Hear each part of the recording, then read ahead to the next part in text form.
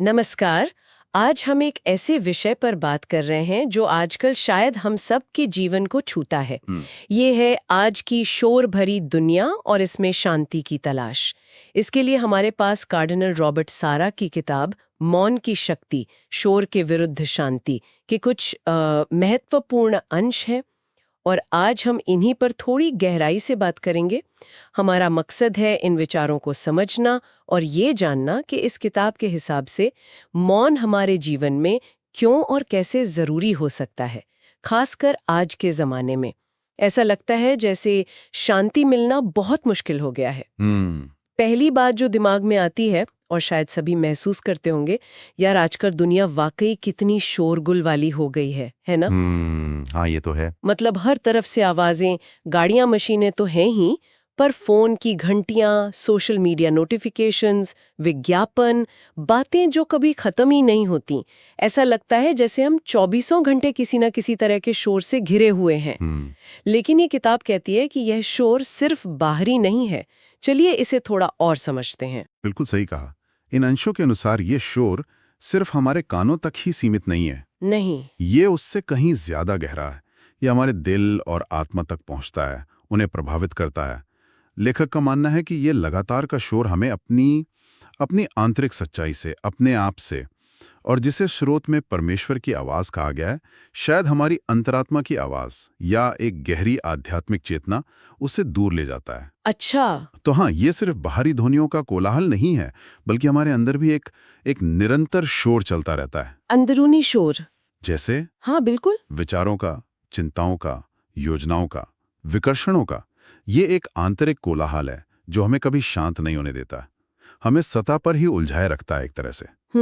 तो इसका मतलब ये हुआ कि स्रोत के मुताबिक मौन सिर्फ आवाज का ना होना, मतलब चुप्पी साध लेना भर नहीं है। नहीं, बिल्कुल नहीं।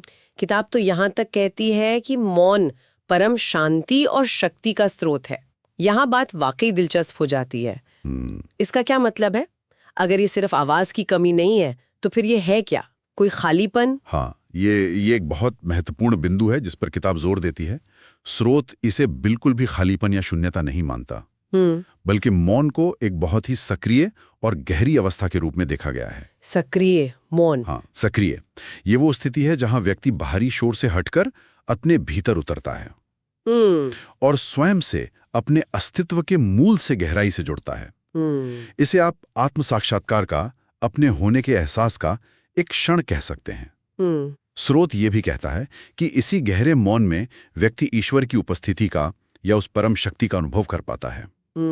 इसलिए यह कोई नकारात्मक स्थिति नहीं है, जैसे किसी चीज की कमी हो, ऐसा नहीं है, बल्कि ये एक सकारात्मक, भरी हुई और सक्रिय शांति है जो निष्क्रियता नहीं बल्कि आंतरिक शक्ति देती है। आंतरिक शक्ति। हाँ, इसमें सबसे आकर्षक बात शायद यही है कि मौन को यहाँ एक उपस्थिति के रूप में देखा जा रहा है, ना कि किसी चीज की अनुपस्थिति के। ये अपने आप में एक भरी हुई अवस्था है। ये समझना वाकई महत्वपूर्ण है कि मौन सिर्फ खालीपन नहीं, बल्कि एक सक्रिय उपस्थिति है। अच्छा, अब इसका हमारे आध्यात्मिक जीवन से क्या संबंध है?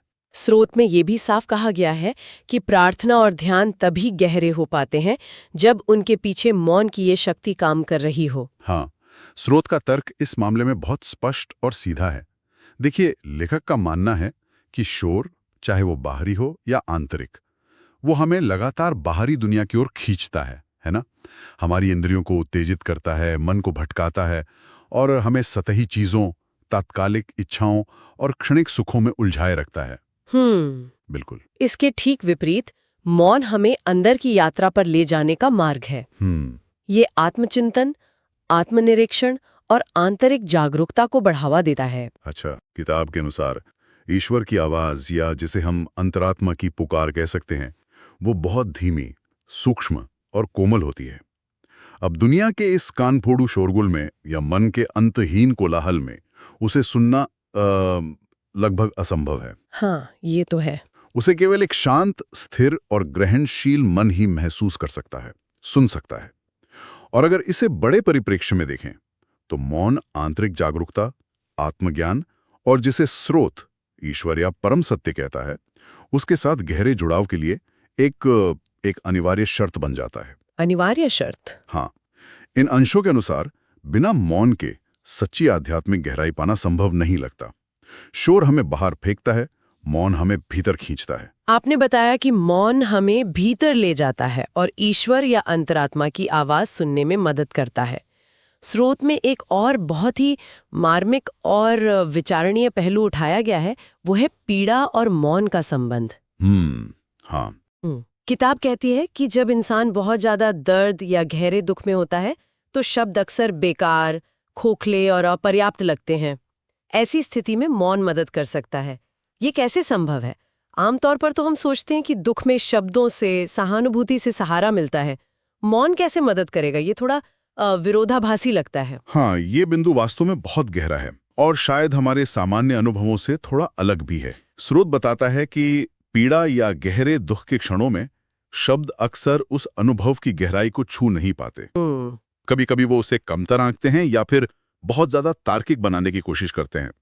लेकिन मौन एक अलग तरह की भूमिका निभाता है। ये उस असहनीय दर्द या दुख को निष्क्रिय रूप से सहने या दबाने के बजाय उसे एक उच्चतर स्तर पर ले जाने की क्षमता रखता है। उच्चतर स्तर पर? हाँ, उसे प्रार्थना और आशा में बदलने की। कैसे? देखिए, मौन में व्यक्ति अपनी पीड़ा को, अपने बोझ को, अपनी असमर्थता को स्रोत के अनुसार ईश्वर के सामने रखता है, उसे सौंपता है। ये एक तरह का मौन संवाद है। अच्छा। इस जुड़ाव से, इस समर्पण से व्यक्ति को एक आंतरिक शक्ति, एक सहारा महसूस हो सकता है जो शब्दों से परे है। तो ये सिर्फ चुपचाप दुख सहना नहीं है, बल्कि दुख के साथ एक आध्यात्मिक संवाद स्थापित करना है जिससे उसका बोझ हल्का हो सके और शायद उसका अर्थ भी बदल सके। ये पीड़ा का रूपांतरण है, निष्क्रिय सहनशीलता नहीं। पीड़ा का रूपांतरण। हाँ, और ये एक महत्वपूर्ण सवाल खड़ा करता है।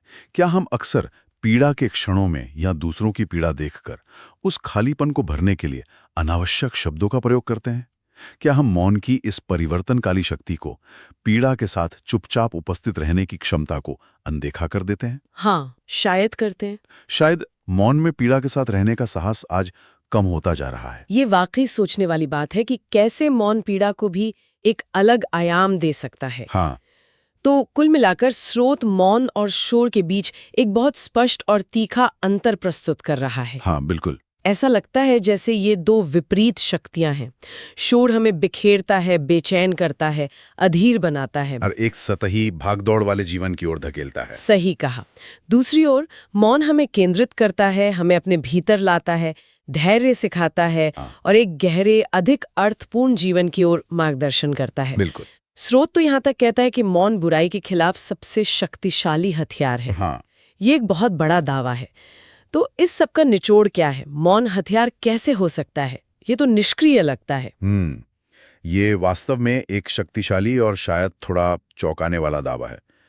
लेकिन अगर हम इसे स्रोत के तर्कों के संदर्भ में देखें तो इसका अर्थ शायद ये है कि मौन हमें वो आंतरिक स्पष्टता, स्थिरता और दृढ़ता देता है। अच्छा। जो बाहरी दुनिया की नकारात्मकता, झूठ, सतहीपन और दबावों का प्रतिरोध करने के लिए जरूरी है। जब हम अंदर से शांत और केंद्रित होते हैं, अपने मूल्यों और विश्वासों के प्रति स्पष्ट होते हैं, तो बाहरी शोर, चाहे वो प्रलोभन का हो, भय का हो या सामाजिक दबाव का हो, हमें आसानी से विचलित नहीं कर पाता। मौन हमें अपनी जमीन पर टिके रहने की शक्ति देता है, बिना दुनिया के शोर शराबे से प्रभावित हुए। इस अर्थ में ये बुराई या नकारात्मक शक्तियों के विरुद्ध एक कवच या हथियार की तरह काम कर सकता है। कवच की तरह? हाँ, ये हमें बाहरी हमलों से सीधे नहीं बचाता, बल्कि हमें अंदर से इतना मजबूत बनाता है कि वो हमले हम पर असर न कर पाएं। ये आंतरिक स्वतंत्रता का हथियार है। ये हमें बाहरी परिस्थितियों का गुलाम बनने से रोकता है। आंतरिक स्वतंत्रता का हथियार, ये एक दिलचस्प व्याख्या है। स्रोत में चर्च और धार्मिक अनुष्ठानों में पवित्र मौन के महत्व का भी विशेष उल्लेख किया गया है। जी हाँ। लिटर्जी यानी सामूहिक पूजा अर्चना की विधि या प्रक्रिया, इसमें मौन का क्या स्थान है? अक्सर हम धार्मिक स्थलों को भजनों, कीर्तनों, प्रार्थनाओं या उपदेशों की आवाजों से भरा हुआ पाते हैं। तो फिर इस संदर्भ में मौन का क्या महत्व है? हाँ, स्रोत इस पर काफी जोर देता है। लिटर्जी या सामूहिक पूजा पद्धति में मौन का स्थान केवल शब्दों, मंत्रों या संगीत के बीच का एक खाली ठहराव मात्र नहीं है। लेखक के अनुसार प्रार्थना, स्तुति या आराधना के बीच जानबूझकर रखे गए मौन के क्षण ईश्वर के साथ या उस परम चेतना के साथ आत्मिक एकता को गहरा करने में निर्णायक भूमिका निभाते हैं। अच्छा। निर्णायक। हाँ। बिल्कुल। ये वो पवित्र अंतराल है जहां व्यक्ति शब्दों और बाहरी क्रियाओं से परे जाकर ईश्वर की उपस्थिति और महिमा का या ब्रह्मांडीय चेतना का अधिक सीधे तौर पर अनुभव कर सकता है, जैसा कि स्रोत कहता है। ये एक तरह से ईश्वर को या उस परम सत्य को बोलने का अवसर देना है, बजाय इसके कि हम ही लगातार अपनी बातें, अपनी मांगे रखते रहें। सुनने का अवसर। हाँ, सुनने का, ग्रहण करने का, आत्मसात करने का समय है। ये मौन उन शब्दों और गीतों को अर्थ देता है जो उसके पहले और बाद में आते हैं। ये आध्यात्मिक अनुभव को अधिक गहरा, व्यक्तिगत और परिवर्तनकारी बनाता है। बिना इन मौन अंतरालों के स्रोत के अनुसार लिटर्जी या कोई भी धार्मिक अनुष्ठान सतही रह सकता है। तो अगर हम इन सभी बातों को समेटें, इन अंशों से मुख्य निष्कर्ष निकालें, तो सार ये निकलता है, मौन सिर्फ आवाज की अनुपस्थिति या खालीपन नहीं है। बिल्कुल। ये अपने आप में एक सकारात्मक सक्रिय शक्ति है। हाँ। ये आत्म जुड़ाव का, अपने गहरे स्व से मिलने का माध्यम है। ये ईश्वर या परम सत्य से जुड़ाव का जरिया है। ये पीड़ा और दुख के क्षणों में आंतरिक शक्ति पाने का एक अप्रत्याशित मार्ग है। और ये आध्यात्मिक जीवन में गहराई लाने के लिए एक अनिवार्य तत्व है। बिल्कुल सही कहा आपने, इसे बहुत अच्छे से समेटा है। और ये सारी बातें, जैसा हमने शुरू में कहा था, आज की इस तेज रफ्तार, लगातार शोर शराबे, विकर्षणों और सूचनाओं की बमबारी से भरी दुनिया में विशेष रूप से प्रासंगिक हैं। हाँ। और शायद पहले से कहीं ज्यादा महत्वपूर्ण हो जाती हैं। हाँ, ये तो है। स्रोत का निष्कर्ष बहुत स्पष्ट और शक्तिशाली है। मौन ही सच्चे प्रेम, गहरे सत्य और वास्तविक सौंदर्य तक पहुंचने का द्वार खोलता है। यह हमें दुनिया के अंतहीन शोर, भागदौड़ और सतहीपन से हटाकर स्रोत के शब्दों में ईश्वर की शांति और स्थिरता से जोड़ता है। कार्डिनल सारा का वो उदाहरण जिसका आपने उल्लेख किया था, इस पूरी बात को बहुत खूबसूरती से व्यक्त करता है। मौन शब्दों से अधिक शक्तिशाली है क्योंकि इसमें आत्मा और ईश्वर का मिलन होता है। आत्मा और ईश्वर का मिलन। हाँ, और ये मिलन, ये गहरा जुड़ाव बाहरी और आंतरिक शोर में संभव नहीं है। हाँ, इन अंशों का मुख्य संदेश एकदम स्पष्ट है। हमें मौन को कमजोरी, निष्क्रियता या समय की बर्बादी समझने की भूल नहीं करनी चाहिए। बिल्कुल। ये वास्तव में हमारी सबसे बड़ी आंतरिक ताकतों में से एक हो सकता है। हाँ। अगर हम जीवन में सच्चा संतोष, गहरी शांति और आध्यात्मिक विकास चाहते हैं, तो हमें जानबूझकर सचेत रूप से अपने जीवन में मौन के लिए स्थान बनाना होगा। हाँ, उसे खोजना होगा, उसे निर्मित करना होगा, शायद कुछ मिनट ध्यान करके, प्रकृति में चुपचाप बैठकर या बस कुछ देर के लिए अपने उपकरणों को बंद करके। बिल्कुल। स्रोत के अनुसार यही सचेत मौन हमें सच्ची आंतरिक स्वतंत्रता देता है और हमें बाहरी दुनिया के दबावों और शोर से मुक्त करके सच्चे अर्थों में जीने में मदद करता है। ये विश्लेषण निश्चित रूप से सोचने के लिए बहुत कुछ देता है। मौन के इतने सारे पहलू, इतनी गहराई हो सकती है, ये जानना वाकई आंखें खोलने वाला है। हाँ, बिल्कुल। ये सिर्फ बाहरी चुप्पी नहीं बल्कि एक पूरी आंतरिक दुनिया है। हाँ।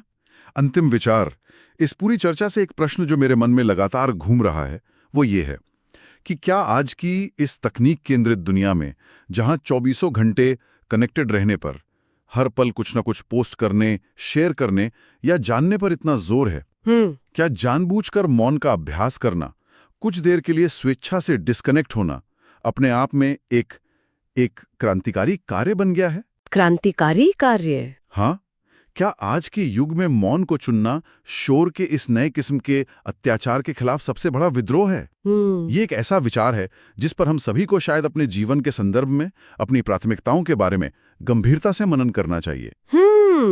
एक क्रांतिकारी कार्य, ये वाकई एक शक्तिशाली विचार है।